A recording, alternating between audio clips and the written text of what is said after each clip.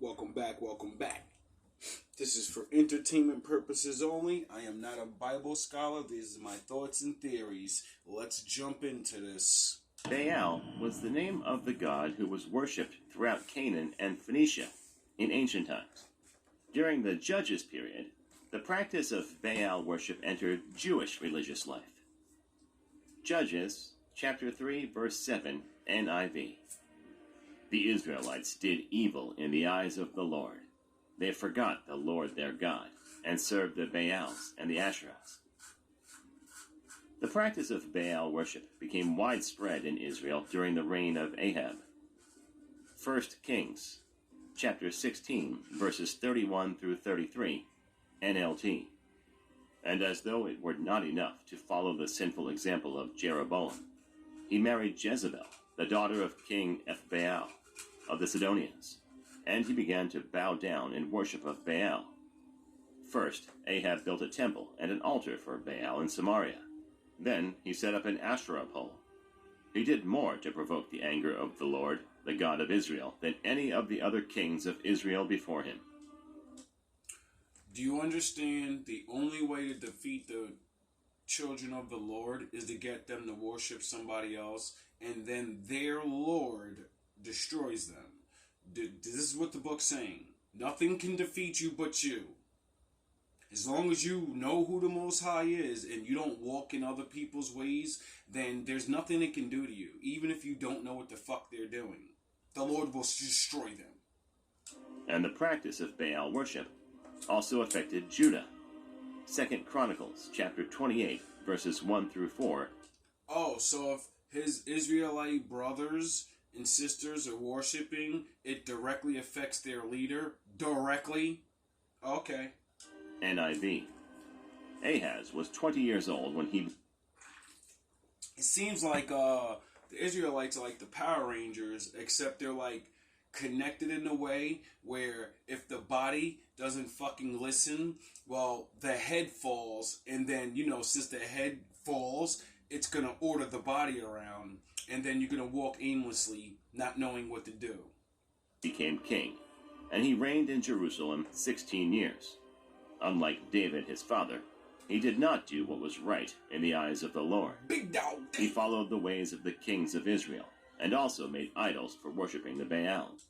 Oh, so David followed the Lord, and somebody else followed what men said. He burned sacrifices in the valley of Ben Hinnom, and sacrificed his children in the fire. Oh, really? Engaging in the detestable practices of the nations the Lord had driven out before. Oh, so they started doing what other people started doing. That's the beginning of your end. For the Israelites.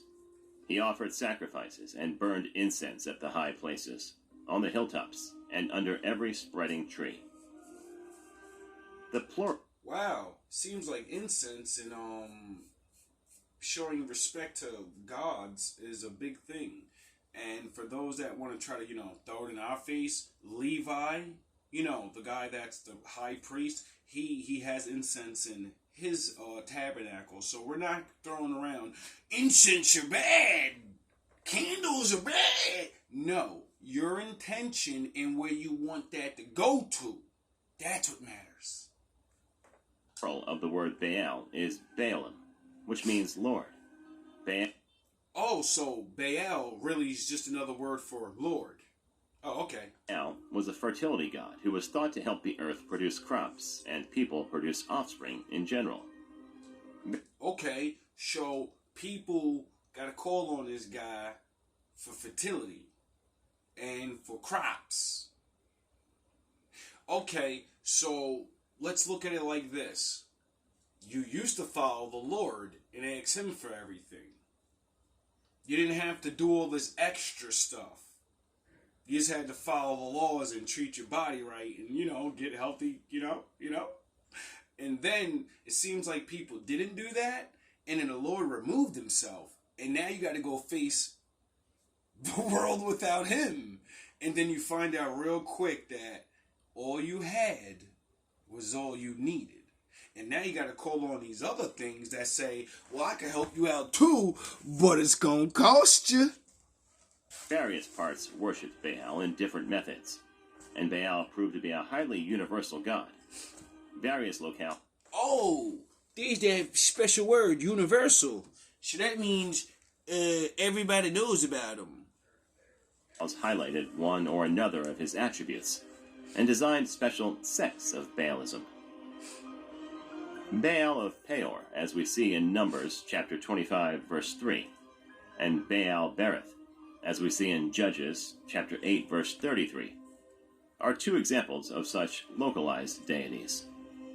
Numbers chapter 25, verse 3. In this way, Israel joined in the worship of Baal of Peor, causing the Lord's anger to blaze against his people.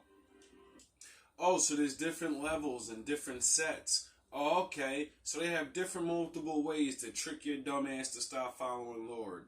Like, one will be a sex group. One will be a let's talk shit on God group. One will be a I think the Bible's wrong group. And I'm not saying it's wrong, but I think let me just confuse you with the shit that you don't read in your own book. But you say you love that person, but you don't even know what the fuck is in the book. So I can confuse you by saying anything to you because you love your Lord. Judges chapter 8, verse 33. No sooner had Gideon died than the Israelites again prostituted themselves to the Baals. They set up... Wow, the Lord really does like using very fucking specific words to describe our actions. And he doesn't talk nice. He called us horse. You're a prostitute. Didn't it say different sets and different ways to get you to, go against him? So it's not just talking sex, right? Now do you know why I say, if you think me calling you an idiot's bad, wait until you find out what, our father called you. You're a whore. You're a spiritual prostitute.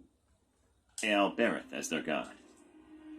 The word Baal appears infrequently in the Old Testament as a personal name. Oh, really? The word's etymology shows that Baal was considered as the owner of a certain location, thereby limiting its use to individuals who were no longer nomads but had settled down. These local Baals were thought to be in charge of agriculture, creatures, and humanity's fertility. Oh, that sounds very strange. Let me throw some Batman mind on that. So if you actually own things, you're a Baal. Because, my father said if you create it, it's yours. So, you kind of get where I'm going? It was crucial to win their favor, especially in a place like Pau, where there are few natural streams or springs, and rainfall is unpredictable. This led to the adoption of extreme forms in the cultus, including the practice of ritual prostitution and child sacrifice. Oh. Judges chapter 2, verse 17, New King James Version. Yet they would not listen to their judges, but they played the harlot with other gods and bowed down to them. It literally said they will not listen to their judges, they listen to other gods. And I've already taught you in Hebrew the word judge means God. And that word means nothing. It means priest, someone that speaks for the Lord. Just like his angel buddies, they speak for him. And that's how the prophet guys get it. Get it? The Lord doesn't just talk to people. Do you understand the Bible says there are angels that never seen him? You get that, right? They never heard anything.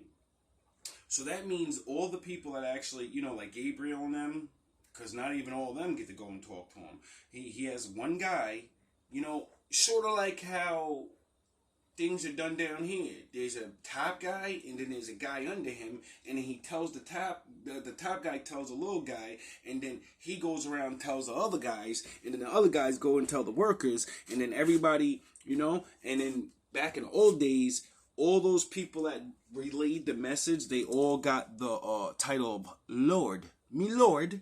Me Lord. Not your God, not your fucking special of some... No, you're just a messenger. But you're an important messenger of, Big Dog. The one. And, part 2 coming soon. All love, all praise. This is going to get really interesting.